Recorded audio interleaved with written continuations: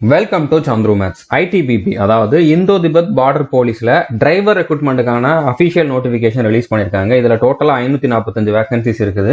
இதுக்கு வந்து 10th complete பண்ணிருக்கணும், அதுக்கப்புறம் ஹெவி வெஹிக்கிள் லைசன்ஸ் வச்சிருக்கணும். இந்த மாதிரி இருக்கக்கூடிய மேல் கேண்டிடேட்ஸ் மட்டும் இதுக்கு வந்து எலிஜிபிள், ஃபீமேல் வந்து இதுக்கு எலிஜிபிள் கிடையாது. ஸோ உங்ககிட்ட வந்து ஹெவி வெஹிக்கிள் லைசன்ஸ் இருக்குது அப்படின்னா நீங்க இதுக்கு வந்து அப்ளை பண்ணலாம். இப்போ ரீசெண்டா நீங்க லைசன்ஸ் அப்ளை பண்ணி வாங்கியிருந்தா கூட அப்ளை பண்ணலாம். இதுக்கு வந்து எக்ஸ்பீரியன்ஸ் எல்லாம் எதுவும் தேவையில்லை. ஆனா கண்டிப்பா ஹெவி வெஹிக்கிள் லைசன்ஸ் இருக்கிறவங்க இதுக்கு அப்ளை பண்ணுங்க. இது வந்து ஆல் இந்தியா லெவல் வேகன்சி தான். தனியா தமிழ்நாட்டுக்கு இவ்வளவு வேகன்சி, தமிழ்நாட்டுக்கு தனியா கட் ஆஃப் அந்த மாதிரிலாம் இருக்காது. பட் இதுல வந்து காம்படிஷன் உங்களுக்கு மற்ற எக்ஸாமை கம்பேர் பண்றப்போ கம்மியா தான் இருக்கும். ஏன்னா ஹெவி வெஹிக்கிள் லைசன்ஸ் வச்சிருக்கிறவங்க எக்ஸாமுக்கு படிக்கிறவங்கன்னு பார்த்தா ரொம்ப கம்மியான பேர் தான் இருப்பாங்க.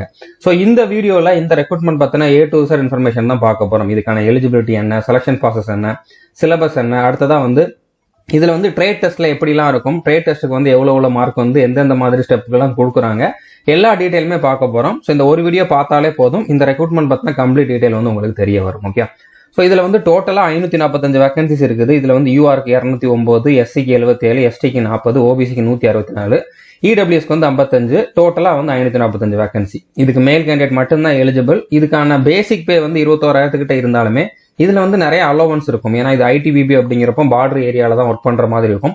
ஸோ உங்களுக்கு minimum in hand salary first month வரக்கூடிய இன்ஹேண்ட் சேலரி வந்து பாத்தீங்கன்னா 35,000க்கு மேலேயே இருக்கும். இது ஒவ்வொரு வருஷமும் இன்க்ரிமெண்ட் ஆகிட்டே இருக்கும். ஓகே, இப்போ இதுக்கான இம்பார்ட்டன்ட் டேட்ஸ் பாத்தீங்கன்னா ஆல்ரெடி இதுக்கான அப்ளிகேஷன் ஓப்பன் ஆயிடுச்சு. அதாவது 8/10/2024 இருந்து 6/11/2024 வரைக்கும் அப்ளை பண்ணிக்கலாம். எப்படி அப்ளை பண்ணணும் அப்படிங்கிறதுக்கு இந்த வீடியோ பார்த்துக்கோங்க. இது வந்து போன வருஷம் வந்த இதே டிரைவர் ரெக்ரூட்மெண்ட்டுக்கு எப்படி அப்ளை பண்ணணும் அப்படின்னு நான் கொடுத்துருந்த வீடியோ தான். சேம் ப்ராசஸ் தான் இருக்கும். அப்படின்னால டிஸ்கிரிப்ஷன்ல ஹவு டு அப்ளை அப்படிங்கக்கூடிய இந்த வீடியோவோட லிங்க் நான் ப்ரொவைட் பண்ணிடுறேன். இதை பார்த்துட்டு நீங்க வந்து அப்ளை பண்ணிருங்க. ஓகே, இப்போ இதுக்கான ஏஜ் லிமிட் அப்படின்னு பாத்தீங்கன்னா 21 இருந்து 27க்குள்ள இருக்கணும். இது வந்து யூஆர் இடபிள்யூஎஸ்க்கு. இப்போ நம்ம வந்து டேட் ஆஃப் பர்த் என்ன அப்படிங்கிறதையே பார்த்துடலாம். வித் ஏஜ் ரிலாக்ஸேஷனோட தான் நான் வந்து இதுல கொடுத்துருக்கேன். ஓகே, இப்போ நீங்க யூஆர் இல்லைன்னா இடபிள்யூஎஸ் கேட்டகரியில இருந்தீங்க அப்படின்னா 7/11/1997க்கு அப்புறம் பிறந்தவங்களா இருக்கணும். அதே மாதிரி ஓபிசினா 7/11/94க்கு அப்புறம் பிறந்தவங்களா இருக்கணும். எஸ்சி எஸ்டினா 7/11/1992க்கு அப்புறம் பிறந்தவங்களா இருக்கணும். நீங்க எந்த கேட்டகரியில இருந்தாலுமே 6/11/2003க்கு முன்னால பிறந்திருக்கணும். ஓகே, ஸோ புரிஞ்சிருக்கும்னு நினைக்கிறேன். இதுக்கு பிடபிள்யூ கேண்டிடேட்ஸ் எல்லாம் எலிஜிபிள் கிடையாது. இதுக்கு வந்து பிசிக்கல் டெஸ்ட், மெடிக்கல் டெஸ்ட் எல்லாமே இருக்கும். அப்படிங்கிறனால பிடபிள்யூ கேண்டிடேட்ஸ் வந்து இதுக்கு அப்ளை பண்ண முடியாது. ஓகே, அடுத்த இதுக்கான எஜுகேஷன் குவாலிஃபிகேஷன் பாத்தீங்கன்னா 10th பாஸ் பண்ணியிருந்தா போதுமானது.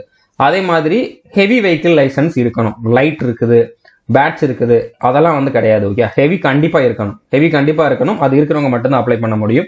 அது வந்து 6/11/2024க்கு முன்னால நீங்க வாங்கியிருக்கணும். அந்த மாதிரி வாங்கிட்டீங்க, இனிமேல் தான் வாங்க போறீங்க, இந்த டேட்டுக்கு முன்னால வாங்கிடுவீங்க அப்படின்னா கூட நீங்க அப்ளை பண்ணலாம். ஓகே, இதுக்கான செலக்ஷன் ப்ராசஸ் எப்படி இருக்கும்னா ஃபர்ஸ்ட் எடுத்தோடனே பிசிக்கல் டெஸ்ட் தான் இருக்கும். பிசிக்கல்ல குவாலிஃபை ஆகிறவங்களுக்கு கொஞ்ச நாளுக்கு அப்புறம் ரிட்டன் எக்ஸாம் இருக்கும். ஸோ ரிட்டன் எக்ஸாம்ல நல்ல மார்க் எடுக்கிறவங்களுக்கு வந்து டாக்குமெண்ட் வெரிஃபிகேஷனும் ஸ்கில் டெஸ்ட்டும் இருக்கும். இதுல குவாலிஃபை ஆகிறவங்களுக்கு வந்து மெடிக்கல் எக்ஸாம் இருக்கும். இதெல்லாம் எப்படி இருக்கும் அப்படிங்கிறத வந்து பார்க்கலாம். ஃபர்ஸ்ட் வந்து பிசிக்கல் டெஸ்ட் தான்.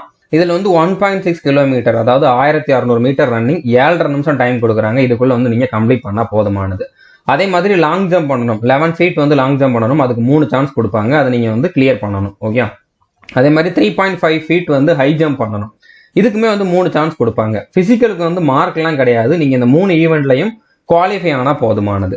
அதே மாதிரி physical standard test, height chest எவ்வளவு இருக்கணும் அப்படின்னு பாத்தீங்கன்னா மினிமம் 170 சென்டிமீட்டர் இருக்கணும். செஸ்ட் வந்து மினிமம் 80 சென்டிமீட்டர் இருக்கணும். 5 சென்டிமீட்டர் எக்ஸ்பான்ஷன் ஆகணும். இதுவே நீங்க வந்து எஸ்டி கேண்டிடேட்டா இருந்தீங்க அப்படின்னா மினிமம் 162.5 சென்டிமீட்டர் ஹைட் இருக்கணும். 76 சென்டிமீட்டர் செஸ்ட் இருக்கணும். உங்களுக்குமே 5 சென்டிமீட்டர் வந்து எக்ஸ்பான்ஷன் ஆகணும். ஓகே, அடுத்ததான் வந்து ரிட்டன் எக்ஸாம். ரிட்டன் எக்ஸாம்ல வந்து டோட்டலா 100 கொஸ்டின் கேட்பாங்க. ஒரு கொஸ்டினை கரெக்டா அட்டன் பண்ணீங்க அப்படின்னா 1 மார்க். நெகட்டிவ் மார்க் இதுல கிடையாது. நோட்டிபிகேஷன்ல நெகட்டிவ் மார்க் பத்தி எதுவுமே சொல்லல. ஸோ நெகட்டிவ் மார்க் இதுல கிடையாது. நீங்க 100க்கு 100 கொஸ்டினையுமே வந்து அட்டன் பண்ணிடலாம். இந்த 100 கொஸ்டின் அட்டன் பண்றதுக்கு 2 மணி நேரம் டைம் கொடுக்குறாங்க. இதுல வந்து உங்களுக்கு ஜிகேல இருந்து 10 கொஸ்டின், ஹிந்தி இல்லைன்னா இங்கிலீஷ் தான். ஓகே, ரெண்டு ஏதாச்சும் ஒன்று அட்டன் பண்ணிக்கலாம். இங்கிலீஷ் இருக்கக்கூடிய கொஸ்டின் மட்டும் நீங்க வந்து அட்டன் பண்ணிக்கலாம். இங்கிலீஷ் கிராமர், ஒகாபுலரியில இருந்து கொஸ்டின் வரும். இதுல இருந்து 20 கொஸ்டின். அடுத்ததான் வந்து பாத்தீங்கன்னா மேத்ஸ்ல இருந்து 10 கொஸ்டின். ரீசனிங் இதுல கிடையாது. ஓகே, ஜிகே, இங்கிலீஷ், மேத்ஸ் இதுல எல்லாத்துலயுமே வந்து பாத்தீங்கன்னா 10, 20, 10 கொஸ்டின்.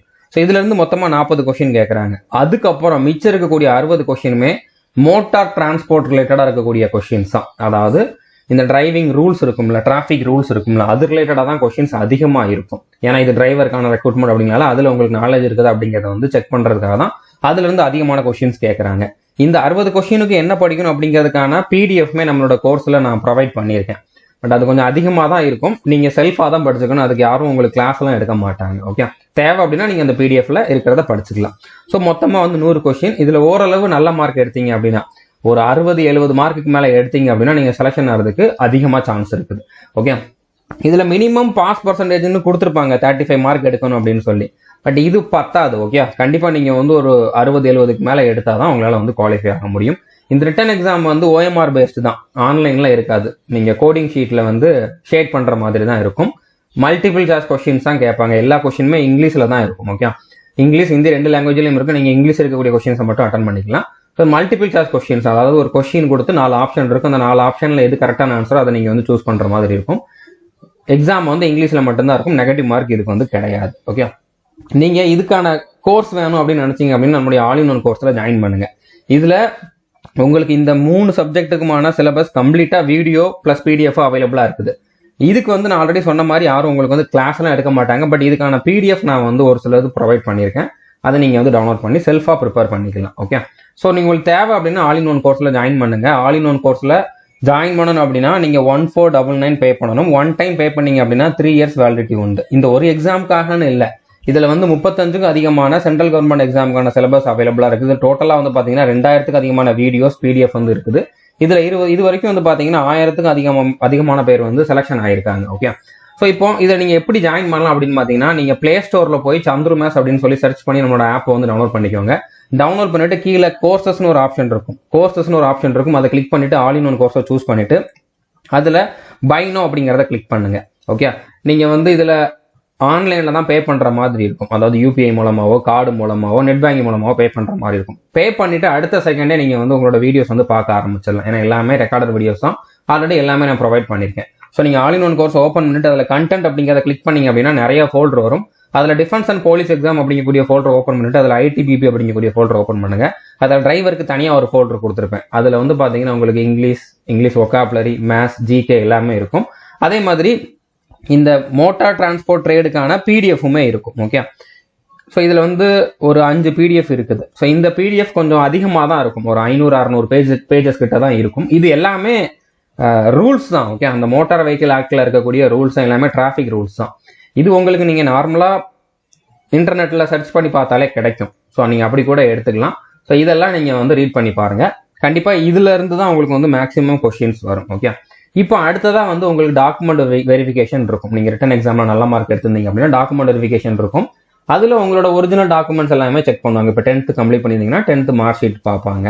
அதுக்கப்புறம் வந்து பாத்தீங்கன்னா டிரைவிங் லைசன்ஸ் இருக்கான்னு பார்ப்பாங்க. அடுத்தது ஐடி கார்டு பார்ப்பாங்க. அவ்வளவுதான். அதுக்கப்புறம் இந்த டொமிசில் சர்டிஃபிகேட்லாம் கேட்டிருந்தாங்க லாஸ்ட் டைம். ஓகே, அதாவது உங்களுடைய நேட்டிவிட்டி சர்டிஃபிகேட் அதெல்லாம் செக் பண்ணுவாங்க.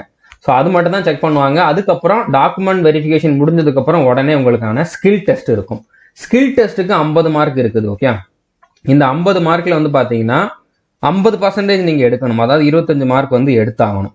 அப்படி நீங்க எடுத்தாதான் உங்களால வந்து இதுல குவாலிஃபை ஆக முடியும். இந்த மார்க் உங்களோட ஃபைனல் செலக்ஷனுக்கு கன்சிடர் பண்ண மாட்டாங்க. எக்ஸாம்ல எவ்வளவு மார்க் எடுக்கிறீங்களோ அதை வச்சு அவங்களோட செலக்ஷன் இருக்க போகுது.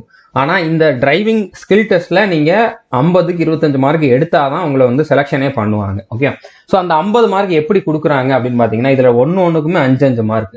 ஃபர்ஸ்ட் என்னன்னு பாத்தீங்கன்னா, all sex before engine starting and knowledge about vehicle sensor and signal and rear view mirror adjustment. அதாவது ஒரு வெஹிக்கிளை ஸ்டார்ட் பண்றதுக்கு முன்னால அதுல என்னென்னலாம் செக் பண்ணணும், அதுல வந்து டயர்ல ப்ரெஷர் இருக்குதான்னு பார்க்கணும், ஃபியூவல் இருக்கான்னு பார்க்கணும், ஆயில் எல்லாம் கரெக்டா இருக்குதான்னு பார்க்கணும், எல்லா லைட்டும் சென்சாரும் ஒர்க் ஆகுதா அப்படிங்கிற மாதிரி செக் பண்ணணும். ஓகே, ஸோ இதுக்கு ஒரு 5 மார்க். இதெல்லாம் என்னென்ன செக் பண்ணணும் அப்படின்னு நீங்க சொன்னா போதும். பண்ணி காட்ட சொன்னாங்க அப்படின்னா நீங்க ப்ராக்டிக்கலா அதை பண்ணணும். ஓகே, அதே மாதிரி smooth straight head driving with gears changing, top gear speed change to lower gear from top gear in different traffic condition. அதாவது ஸ்டார்ட் பண்ணி ஸ்ட்ரைட்டா போகணும், ஃபர்ஸ்ட் கியர்ல இருந்து டாப் கியர் வரைக்கும் போகணும், டாப் ஸ்பீடு வரைக்கும் போகணும், அதுக்கப்புறம் டாப் கியர்ல இருந்து ஃபர்ஸ்ட் கியர் வரைக்கும் வரணும். இதுக்கு 5 mark. Okay, vehicle uphill and downhill operation, stop and restart at steep gradient without rolling back. அதாவது ஒரு அப்ஹில்ல, அதாவது ஒரு ஏத்தத்துல ஏறி இறங்குற மாதிரி இருக்கும். ஓகே, ஏறி இறங்கணும், இதுல நடுவுல ஸ்டாப் பண்ணி மறுபடியும் ஸ்டார்ட் பண்ணி போகணும். ஓகே, இது நீங்க வந்து ஆஃப் பண்ணாம, அதாவது வெஹிக்கிள் ஆஃப் பண்ணாம போனீங்க அப்படின்னா இதுக்கு 5 மார்க். அடுத்ததா the technique of overtaking, giving pass, change of lanes and lane driving and other precautions.